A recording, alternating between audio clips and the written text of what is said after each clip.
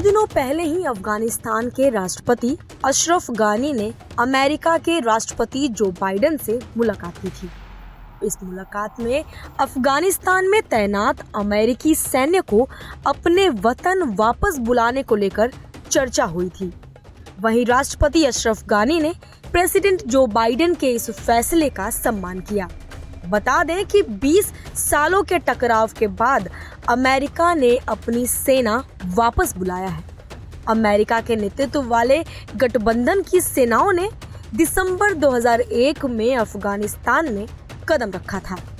साथ ही बता दें कि अमेरिका और उनके सहयोगी के लिए बगराम वायु सैनिक अड्डा तालिबान और अल-कायदा के खिलाफ लड़ाई का केंद्र रहा था।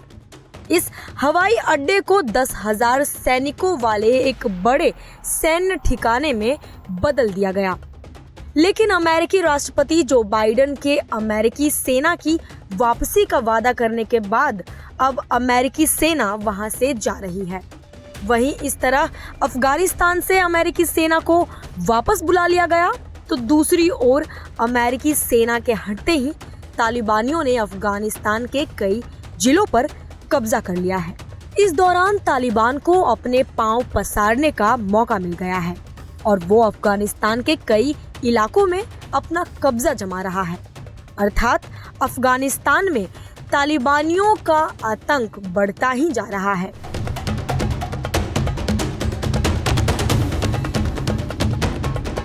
खबरों के मुताबिक अमेरिकी सेना के हटते ही तालिबानियों ने अफगानिस्तान पर स्वयं के द्वारा बनाए गए काले नियम और कानून थोपना अब शुरू कर दिया है।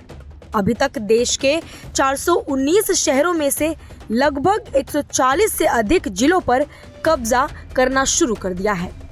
इसके अलावा महिलाओं और पुरुषों के परिवेशों को लेकर कई सारे नए कानूनों को अफगानियों की जनता पर थोपना भी शुरू कर दिया है। आइए जानते हैं कि तालिबान के नए काले कायदे और कानून क्या हैं। अफगानिस्तान से अमेरिकी सैन्य की वापसी के बाद से तालिबान ने खुद के बनाए काले नियम कानूनों को अफगानियों पर लागू करना शुरू कर दिया है। सामाजिक कार्यकर्ता मिराजुद्दीन शरीफ की रिपोर्ट के मुताबिक तालिबानियों का आतंक अफगानिस्तान में बढ़ता ही जा रहा है।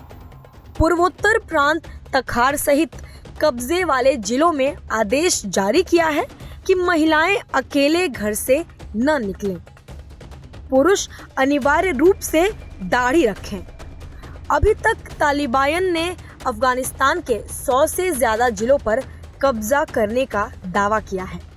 वहीं सामाजिक कार्यकर्ता शरीफ का यह भी कहना है कि तालिबान ने लड़कियों के लिए दहेज देने पर भी नए नियम बनाए हैं। तालिबान ने बिना सबूत के मुकदमे भी अब चलाने शुरू कर दिए हैं। शहरों के स्कूलों, क्लिनिक, अस्पतालों को भी अब बंद कर दिया गया है। जीवन जरूरियत चीजों के दाम सामान्य के मुताबिक बढ़ने लगे हैं। तालिबान ने अभी तक अफगानिस्तान के 419 में से 140 से अधिक जिलों पर कब्जा कर लिया है। तखर के गवर्नर अब्दुल्ला कारलुक के मुताबिक तालिबान ने अपने कब्जे वाले इलाकों में सरकारी इमारतों को भी नष्ट कर दिया है। बता दें कि अल-कायदा द्वारा अमेरिका पर 9/11 हमले को अफगानिस्तान की धरती से ही अंजाम दिया गया था। उसके बाद अमेरिका के नेतृत्व में योजनाबद्ध तरीके से वहां से तालिबान को सत्ता से हटाया गया और स्थायी रूप से अल-कायदा को बाहर निकाल दिया गया।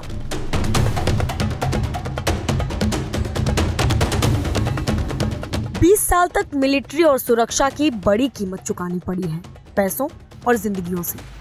अमेरिकी सेना के 2300 से ज्यादा पुरुष और महिलाओं को जान गंवानी पड़ी है और 20,000 से ज्यादा लोग घायल हुए हैं। इसके अलावा ब्रिटेन के 450 सैनिकों समेत दूसरे देशों के सैकड़ों सैनिक भी मारे गए या घायल हुए हैं। लेकिन सबसे ज्यादा नुकसान अफगानियों को हुआ है। उनके 60,000 से अधिक सुरक्षाकर्मी इस दौरान मारे गए और इससे दोगुनी संख्या में नागरिकों की भी जान गई थी। अफगानिस्तान के सुरक्षा बलों ने लगभग 143 तालिबानी आतंकियों को मार गिराया है।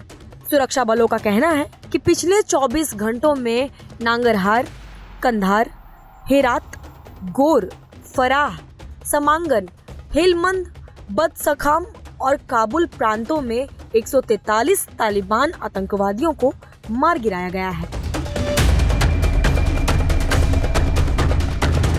तालिबानियों के खौफ से कई निवासी दूसरे देशों की शरण ले रहे हैं।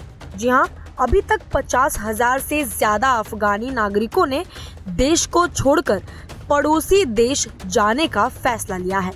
कई अफगानियों ने तो दूसरे देशों में वीजा के लिए आवेदन भी किया है। गौरतलब है कि अफगानियों की मदद के लिए पड़ोसी देशों द्वारा योजनाएं बनाई जा रही है।